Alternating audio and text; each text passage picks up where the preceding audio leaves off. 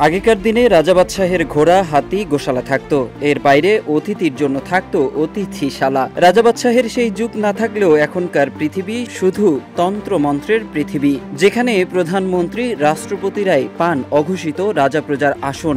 যদিও শব্দগুলোর হুবহু ব্যবহার নেই, কিন্তু কাঠামোটা অনেকটা একই রকমের। সেই রাজা প্রজার যুগ অতীত হলেও বাংলাদেশের সাবেক প্রধানমন্ত্রীর জন্য এক রাজকীয় ব্যবস্থাই করা হয়েছিল চট্টগ্রামে। চট্টগ্রামের আনোয়ারার পার্কি সৈকত এলাকায় সমুদ্র তীরে বঙ্গবন্ধু টানেল প্রকল্পের আওতায় নির্মাণ করা হয়েছে বিলাসবহুল অতিথিশালা, যে নির্মাণের কারণে ব্যয়ও বেড়েছিল টানেল প্রকল্পের।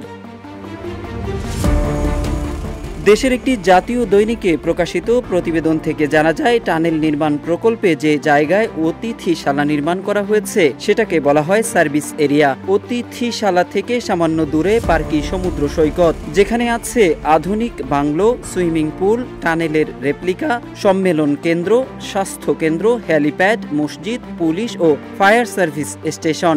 আরও রয়েছে চট্টগ্রামের ঐতিহ্য ও বঙ্গবন্ধুর স্মৃতিচিহ্ন নিয়ে একটি জাদুঘর।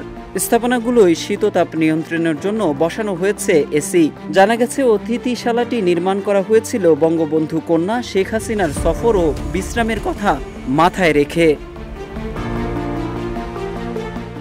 এদিকে জাতীয় দৈনিকটিকে সেতু বিভাগ জানিয়েছে, অতিথিশালা তৈরি হলেও তা কখনোই চালু হয়নি, কারণ সেটা চালু করার মতো জনবল নেই। যদিও ব্যয় করা হয়েছে 450 কোটি টাকার মতো। সেতু বিভাগ সূত্র জানিয়েছে, টানেল প্রকল্পের শেষ সময়ে অতিথিশালা যুক্ত করার নেপথ্যে ছিলেন সাবেক সেতুমন্ত্রী ওবায়দুল কাদের। সম্মতি ছিল প্রধানমন্ত্রীর কার্যালয়েরও। তবে সর্বশেষ সংবাদ মাধ্যমের তথ্য মতে ওবায়দুল কাদের ভারতে অবস্থান করছেন এবং আত্মগোপনে আছেন, সেজন্য এ ব্যাপারে তার বক্তব্য পাওয়া যায়নি।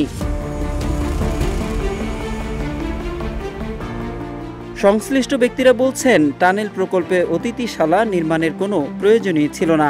পর্যটন কর্পোরেশনের পর্যটন কমপ্লেক্সই ছিল যথেষ্ট।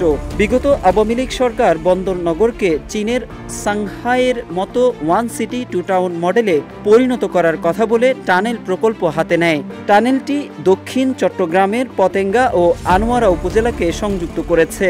শুরুতে প্রকল্পের ব্যয় ধরা হয় 8,446 কোটি টাকা, কিন্তু চীনের ঋণ চুক্তি সম্পাদনে দেরি, জমি অধিগ্রহণের পরিমাণ বৃদ্ধি, শুল্ক, করহার ইত্যাদির কথা উল্লেখ করে 2020 এবং 21 সালে নির্মাণ ব্যয় বাড়ায় কর্তৃপক্ষ। এতে প্রকল্প ব্যয় ছাড়ায় 10,000 কোটির ঘর।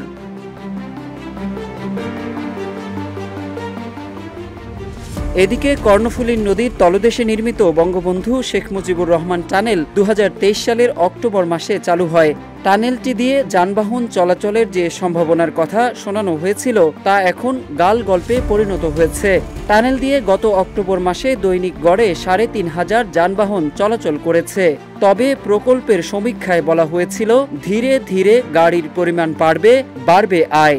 এখন মাসে টোল আদায় হচ্ছে গড়ে 2.5 কোটি টাকা, কিন্তু রক্ষণাবেক্ষণে নিযুক্ত ঠিকাদারের পেছনে মাসে খরচ প্রায় 11.5 কোটি টাকা, অর্থাৎ ব্যয় বেশি 9 কোটি টাকা। অন্তর্বর্তী সরকার টানেলটি নিয়ে পড়েছেন বিপাকে। সড়ক পরিবহন ও সেতু বিভাগের উপদেষ্টা জানিয়েছেন, টানেলের লোকসান কমাতে কিছু উদ্যোগ নিয়েছেন। তিনি জানান, আয় বাড়াতে শিল্পাঞ্চল তৈরি সহ নানা পরিকল্পনার পাশাপাশি অতিথিশালাটি বেসরকারি খাতে পরিচালনার দায়িত্ব দেওয়া যায় কিনা তা নিয়ে চলছে আলোচনা।